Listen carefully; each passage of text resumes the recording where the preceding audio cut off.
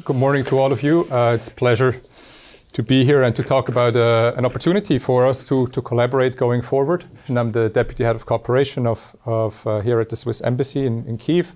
And I would like to tell you a little bit about the background and the concrete details of how the procedure will be for this opportunity to develop over the coming months.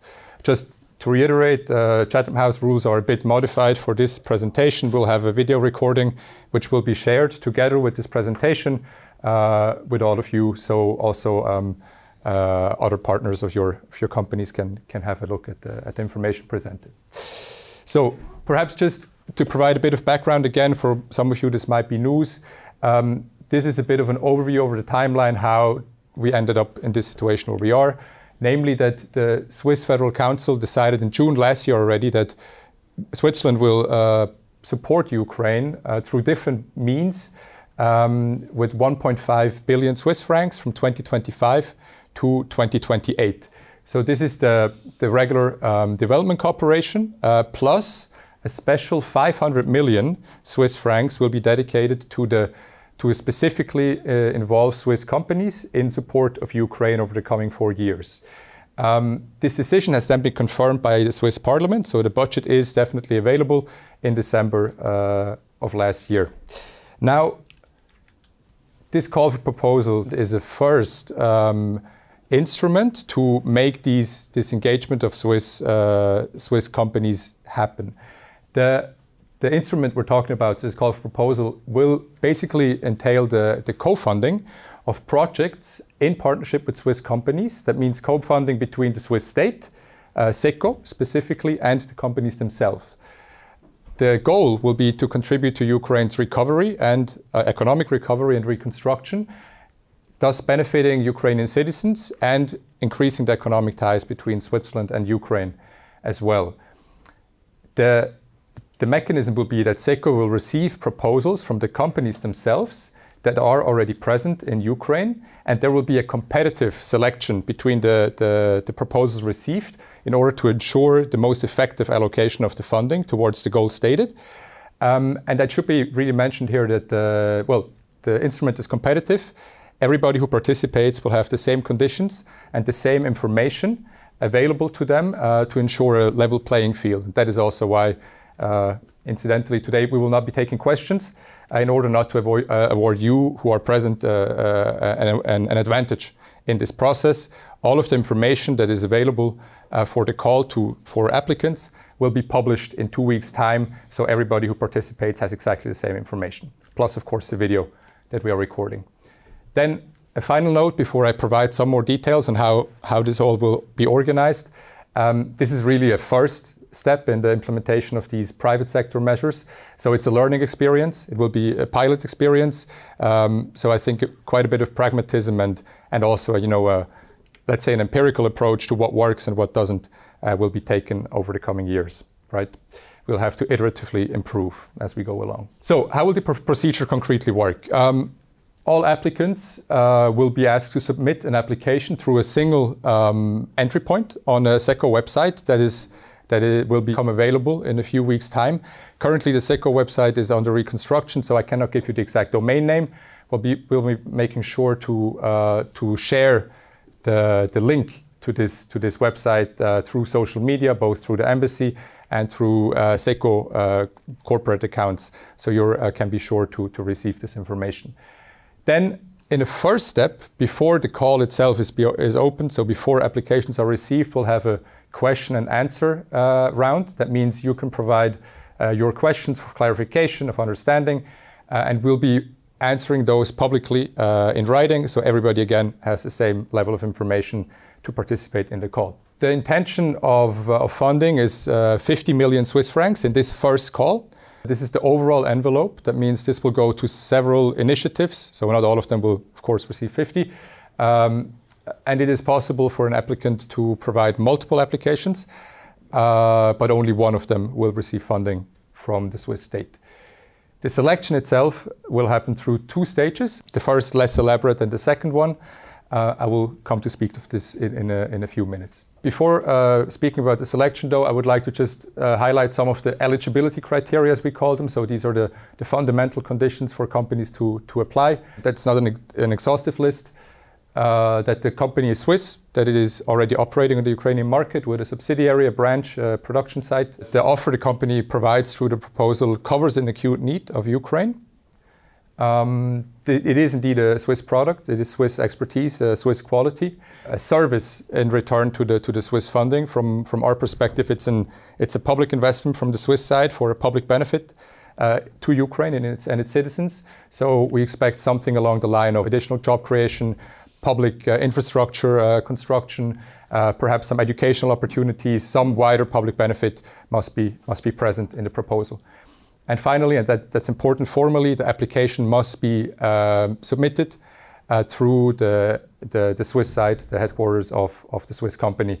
Formal relations will also primarily be Switzerland, so from the Swiss headquarters to SECO Switzerland. The promised information on how selection will work, this is some more detailed. As I said, there will be an information phase starting on the 30th of January, so in 2 weeks' time, when all the information that I'm presenting now, plus more elaborate versions of it, that means, you know, the concrete award criteria, the concrete eligibility criteria, documents you must provide to be eligible for the call, model contracts that we'll be using, all of this information will be published. You will then have the opportunity to ask questions through the Rebuild Ukraine email. This is the question and answer phase. The questions submitted will be published together with the answers provided by us and the teams in Bern through the same website by February 14th. So there's a 2-week window there.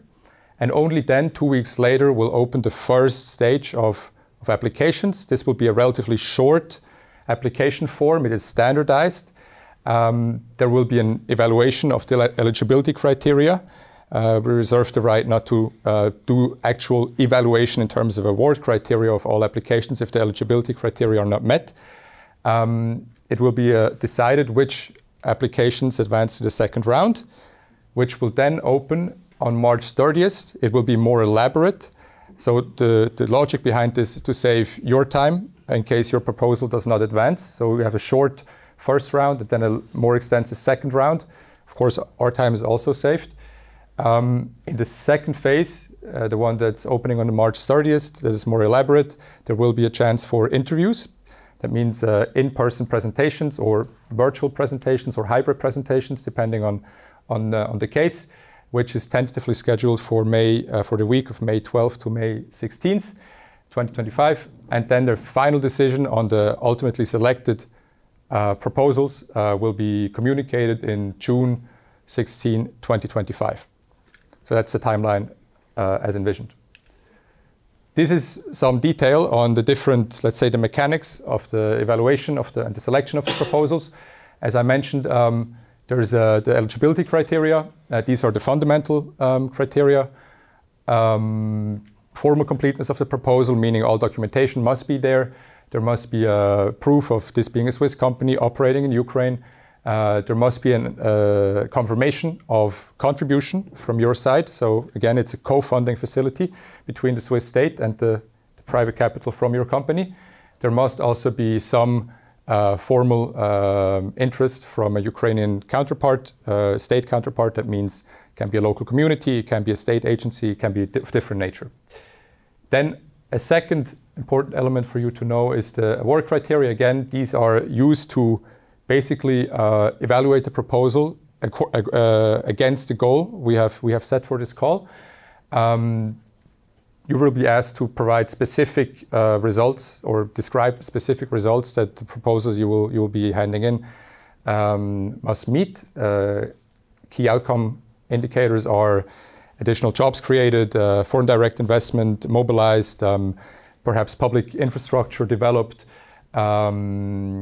increased economic activity in terms of exports, these sorts of things, and both criteria sets, the criteria sets for stage 1 and stage 2 will be identical. Then who does actually do the evaluation? It will be a committee presiding over the evaluation process, both in stage 1 and stage 2. consisting of representatives of the Swiss embassy here in Kiev, colleagues of SECO in Bern, as well as the representatives of the Ministry of Economy here in Ukraine. Then finally, the decision will be taken based on a ranking, so all the proposals will be ranked numerically. SECO will select proposals that fit into this 50 million envelope on how big the funding will be, naturally. And SECO can, of course, decide not to fund any initiatives if none of them are eligible or suitable. An overview of the timeline for your information. Again, we will publish all of this information that I just mentioned now, plus additional details, in 2 weeks' time through the SECO Cooperation website. Again, the link will be provided through social media, so I advise you to be attentive to this. There will be a submission of questions 1 week later, replies in writing 1 week later. Then the first stage of admission of proposals will start on February 28th. Communication of who will be advancing to the second phase will be in March 21st, or those selected for the second phase will have time to expand the proposals, again, according to a standardized form. By April 30th, there will be a presentation of the applicants of these proposals in the second stage. And finally, there will be a communication of who will ultimately be awarded Swiss contribution. We expect first contracts to be signed in June, July, for projects then to start as soon as possible, of course, to create the benefits that we are looking for. And projects can run until, the programmatic cycle of this budgetary cycle ends. This is 2028, the end of the year. I hope this was understandable. And again, we will be providing the information, this information just given in the coming days, plus the more extensive documentation in a few weeks' time. Thank you.